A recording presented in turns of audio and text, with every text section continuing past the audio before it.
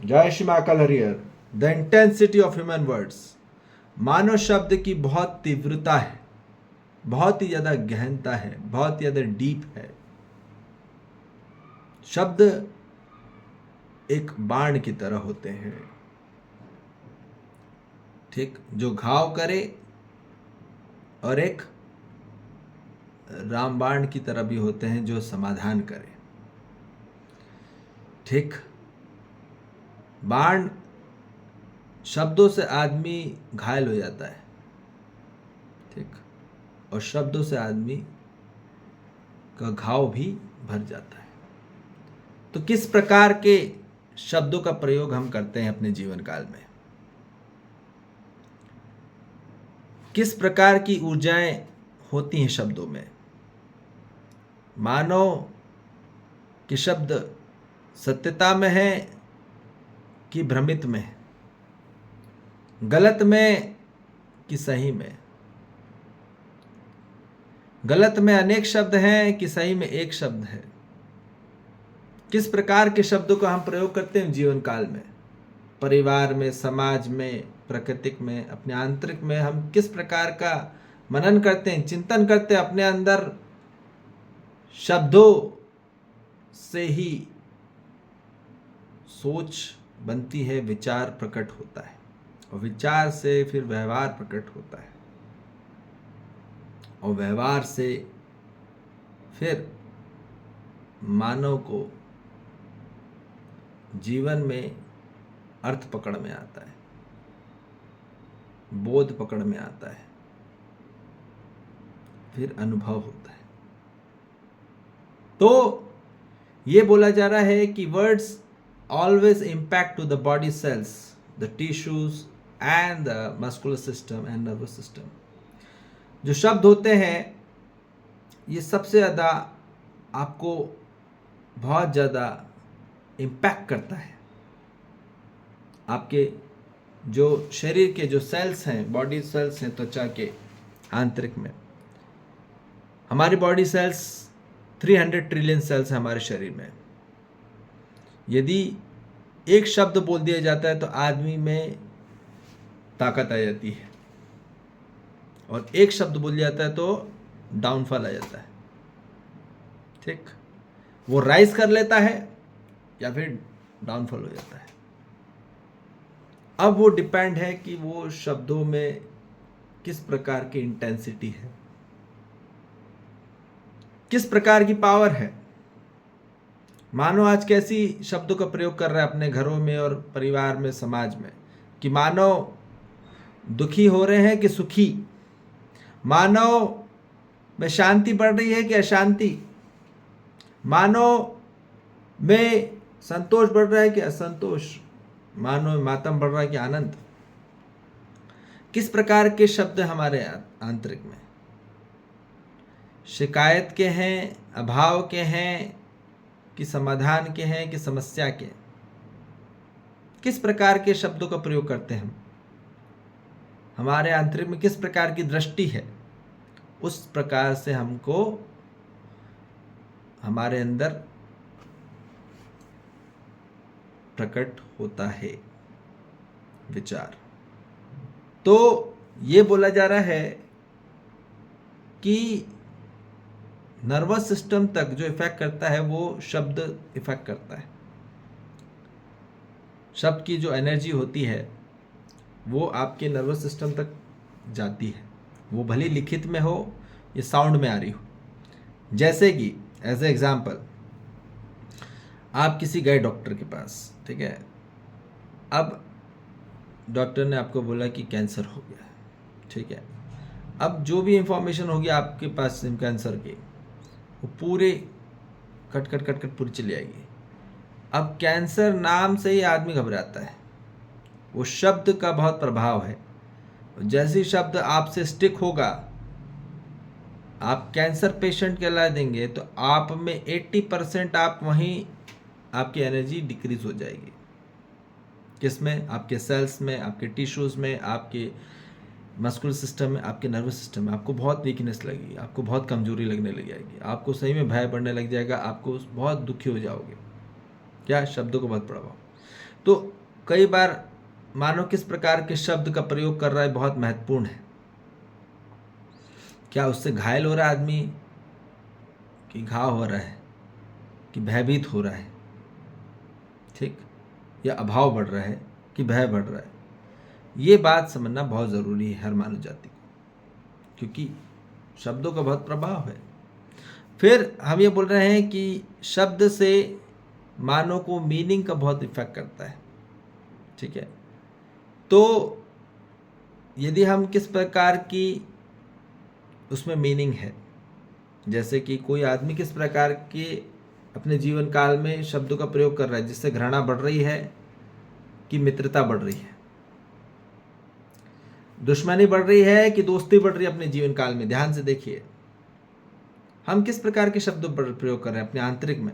आंतरिक में बोल रहे हैं, बाहर तो नहीं, बाहर तो अच्छा अच्छा बोलते हैं दिखावटी में, पर आंतरिक में हम किस प्रकार का चिंतन और मनन कर रहे हैं अपने आंतरिक में, कि हमारे अंदर विरोध बढ़ रहा है, विवाद बढ़ रहा है, कि स्नेह तत्व बढ़ रहा है, दोस्ती बढ़ रही है हर मानव जाति के साथ। ये बहुत ज़रूरी है।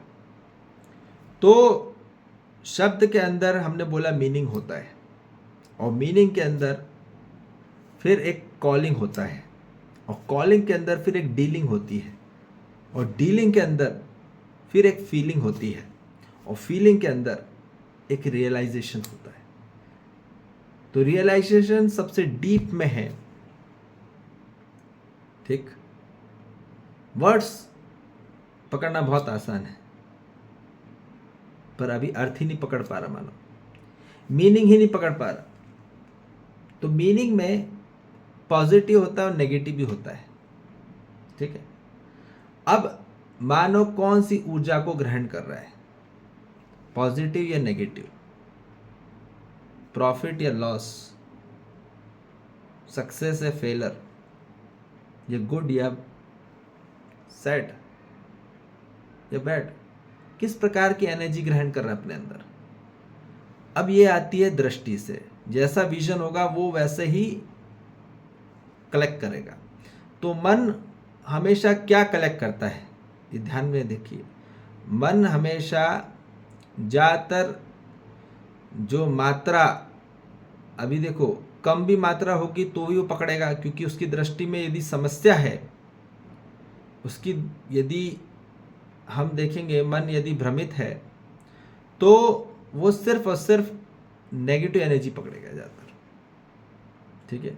भले 90% और 95% और 99% पॉजिटिव एनर्जी है, या गुड एनर्जी है, या सक्सेस एनर्जी है, या फिर प्रॉफिट एनर्जी है, पर 1% लॉस को पकड़ेगा, 1% नेगेटिव पकड़ेगा, और 1% को फेलर को पकड़ेगा, क्योंकि उसकी समस्या को खोजने की आदत है, क्योंकि उसको डाउट है। 99% में भी मानो को डाउट है आज, तो वो क्या है, वो उसके मन से वो पकड़ता है, ठीक है। तो इसलिए भ्रमित व्यक्ति ज़्यादातर नेगेटिव एनर्जी पकड़ लेता है, पॉजिटिव पकड़ने के बजाय नेगेटिव एनर्जी पकड़ लेता है अपने अंदर। तो वो इसलिए वो और दुखी होना चालू हो जाता है, ठीक है। जागृत मानव सिर्फ पॉजिटिव पकड़ता है, भले वो आतंकवादी हो, गुंडा हो, रेपिस्ट हो, या कितना कांड कर दिया हो, वो उसकी सच्चाई और अच्छाई को पकड़ेगा। समझ में आ रही बात। पर जो भ्रमित व्यक्ति रहता है वो उसकी गलत चीज़ को ही पकड़ता है और बुराई चीज़ को पकड़ता है। ये बहुत बड़ा डिफरेंस बिटवीन है, ये तुलनात्मक हमको करना होगा, समझना पड़ेगा। तो ये बात हमको पकड़ में आ जाए, फिर उसके बाद होती है कॉलिंग।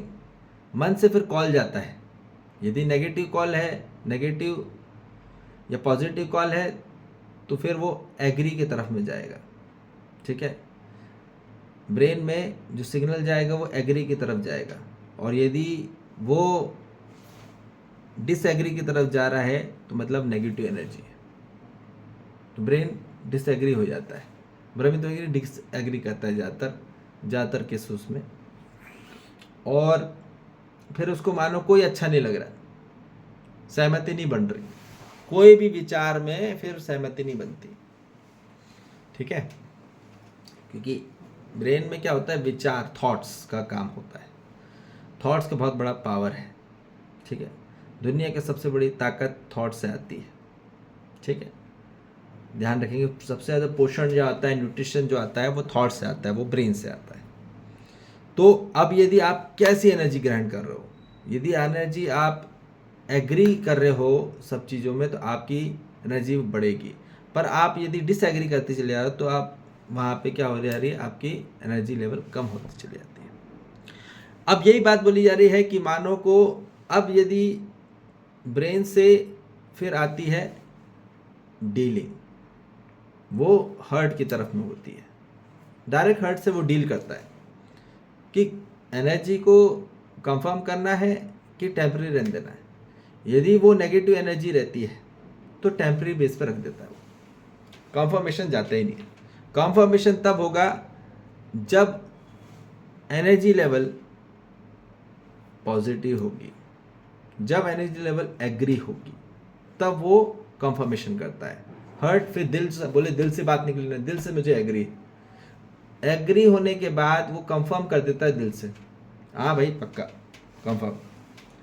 और फिर यदि दिल से मानो को अच्छा नहीं लगा, दिल से बोले, दिल से काम नहीं किया, बोले यार उसने काम तो किया, मन लगा के किया, पर दिल से काम नहीं किया, तो वहाँ पे फिर क्या होता है, कैंसिल हो जाता है। वो कंफर्म नहीं होता, वो कैंसिल हो जाता है। एक्चुअली टेम्परेरी का मतलब कैंसिल हो जाता है। ठीक, इसके बाद जो सिग्नल आते हैं हर्ट से, फिर सिग्नल जाता है इंटेलिजेंस की तरफ। हाँ भाई कंफर्मेशन है, तो कंफर्मेशन के बाद वो एक्सेप्ट हो जाता है, बुद्धि की तरफ जाता है। हर्ट से डायरेक्ट जाता है बुद्धि की तरफ, दिल से बुद्धि की तरफ जाता है सिग्नल, और वहाँ स्वीकृति हो जाती है, वहाँ एक्सेप्टेंस हो जाता है। ठीक है, फीलिंग में बोध हो जाता है, क्योंकि बुद्धि बोध करती है ना, इंटेलिजेंस हमेशा फीलिंग करता है। ठीक है, और यही बोला जा रहा है, यदि किसी का इंटेलिजेंस यदि फिर गया, घूम गया, विकृत हो गया, तो भैया फिर तो वो रिजेक्ट करेगा हर को, और यही हो जाता है। ठीक है, अब यदि मानव का दिमाग फिर गया, दिमाग फिर गया, तो दिल से सब तरीके से कैंसिल हो जाता है, और फिर दिल से आदमी की इच्छा नहीं होती, फिर उसके बाद क्या होता है, उसकी बुद्धि विकृत हो जाती है। बुद्धि विकृत हो गई तो फिर सब रिजेक्ट कर देता है। तो वही कैंसर पेशेंट में क्या हो जाता है, यदि दिमाग खराब हो गया, फिर गया, और फिर उसकी तरीके से दिल से सब चीज़ उसकी कोई लायक नहीं रहा, और फिर डिस एग्री होते हुए फिर वो कैंसिल कर देता है, और कैंसिल करने के बाद वो रिजेक्ट कर देता है, फिर हर मानो उसको रिजेक्ट हो जाता है। और यही हो रहा है पूरे मानो। आज भीड़ में होके भी आदमी अकेला महसूस कर रहा है, क्यों? क्योंकि मानो कि बुद्धि जागृत नहीं हुई। बुद्धि जागृत होने के बाद ही स्वीकृति आएगी, एक्सेप्टेंस होगा। और बुद्धि जागृत होने के लिए निरंतर मानव को आध्यात्मिक शिक्षा अनिवार्य है। निरंतर, रोज, ऐसा कोई दिन नहीं जहां हमने समझा नहीं हो अस्तित्व को। हमको समझना है, दुनिया का सबसे बड़ा काम समझना है, और समझने से ही मानव फिर अप्रूव की तरफ बढ़ता है। ठीक, यदि बुद्धि जागृत होती है तो वो एक्सेप्ट हो जाता है, और स्वीकार होने के बाद ही पूरा कार्यक्रम है असली भक्ति का, शक्ति का, मुक्ति का, और फिर तृप्ति का, फिर परम तृप्ति होती है। ठीक, और वो कब होती है? हमने बोला स्वीकृति होने के बाद संपूर्णता रूप से आत्मा से आदमी फिर कनेक्ट हो जाता है, पूर्ण भक्ति हो जाती है, अप्रूवल हो जाता है, अप्रूव्ड हो जाता है। ठीक है, फिर सीधे आत्मा से बात निकलती है। अब पूर्ण समर्पित की बात बोल रहे हैं, आधी अधूरी नहीं। आधी अधूरी है तो फिर वो डाउट में रहता है। हमने बोला पूर्ण 100% फुल फ्लैट में यदि आदमी एक्सेप्ट करता है तो फिर भक्ति फिर बढ़ती है, भक्ति बढ़ती फिर शक्ति बढ़ती, शक्ति बढ़ती तो फिर आत्मा से अप्रूवल रहता ही है, सोल से, और अप्रूव्ड रहता है, प्रूफ रहता है, क्योंकि उसने अनुभव कर लिया कि मानो भाई सही है, ठीक है, बात सही है उसकी, तो अप्रूव्ड हो जाता है। और यदि मानो की बात सही नहीं लगती तो फिर वो डिसअप्रूव कर देता है। ठीक है, वहां अप्रूवल नहीं देता, ठीक है, प्रमाण नहीं रहता। वहां प्रमाण वहीं रहेगा जहां अनुभव हो के मानो को सत्यता का बोध हुआ। सत्य को ही बोध करके आदमी अप्रूव करेगा, बात निश्चित है। गलत का बोध हुआ तो वहां पूर्ण रूप से रिजेक्ट हो जाता है और डिसअप्रूव हो जाता है। कोई भी स्टेटमेंट ले लो या कोई भी स्टेटस ले लो या कोई भी किसी प्रकार की भी मैटर ले लो, मुद्दे एक्सेप्ट और रिजेक्ट होने के बाद अप्रूव और डिसअप्रूव हो जाता है आत्मा में। तो ये सूक्ष्म सूक्ष्म बात है, पर हमको ये बात समझनी है कि एक बार यदि आत्मा से अप्रूव हो गया तो फिर बहुत जोरदार ताकत होती है। ठीक है, और वर्ड्स की बहुत डीपली बात होती है। आदमी कौन से शब्द अपने अंदर रखा है, आपका जो असली खजाना है ना, आपकी असली दौलत आपके विचार हैं। यदि विचार गलत हैं, भ्रमित में हैं, तो याद रखिए वो आपको ही तोड़ देंगे। दूसरे का तो छोड़ो, आप खुद ही फुट जाओगे। इसलिए बोला जा रहा है कि जल्द से जल्द, अति आवश्यक, अति अनिवार्य, जो सबसे महत्वपूर्ण जो बात है, मानव को अब धार्मिक विचार चाहिए। कौन से? वो वाले नहीं, हिंदू मुस्लिम सिख ईसाई वाले नहीं, जो रामायण में गीता में लिखा वो नहीं। वास्तविक सत्यता और अस्तित्व की पहचान जो हो जाए, वो विचार आ जाए, मानव हो के मानव के साथ कैसे एक हुआ जाए। मानव सबसे श्रेष्ठतम और उच्चतम श्रेणी का प्रजाति है और जाति है, और इसको अपने श्रेष्ठतम पद तक पहुंचने की अनिवार्यता है। पहले मानव बनना है, फिर देव मानव और दिव्य मानव तक की पूरी स्टेप्स हैं। ठीक है, इसलिए ये बोला जा रहा है कि ध्यान से सुनिए कि हर मानव को इस ओर तक बढ़ना ही बढ़ना है, तब जाके मानव संपूर्णतः स्वरूप में वर्ड्स का असली तरीके से इस्तेमाल कर पाएगा, जिससे पूरी मानव जाति एक होगी। नहीं तो यदि गलत तरीके से इस्तेमाल करेगा तो खुद ही टूटता चले जाएगा, ये बात निश्चित है। ठीक है, दूसरे को तो तोड़ेगा ही तोड़ेगा, खुद भी फूटेगा, खुद तो फूट ही रहा ही है। ठीक है, तो इसलिए अपने आंतरिक में अब सही विचारों को ग्रहण करें, क्योंकि सही विचार होंगे तो ही हम सही व्यवहार कर पाएंगे, मानो कि अपने परिवार के साथ, समाज के साथ। क्योंकि समाज यदि दुखी हो रहा है तो परिवार भी बहुत दुखी हो रहा है, और परिवार बहुत दुखी हो रहा है तो उससे ज़्यादा पहले मानव दुखी, पीड़ा, संकट में, भय में जा रहा है। और इससे मुक्त होने के लिए केवल और केवल और केवल चेतना जागृति का आध्यात्मिक शिक्षा ही एक केवल विकल्प है इस पूरी मानव जाति में, बाकी और कोई विकल्प नहीं है। ठीक है जी, there is no alternate option for humankind. ठीक है जी, जय श्री महाकाल, हरिहर।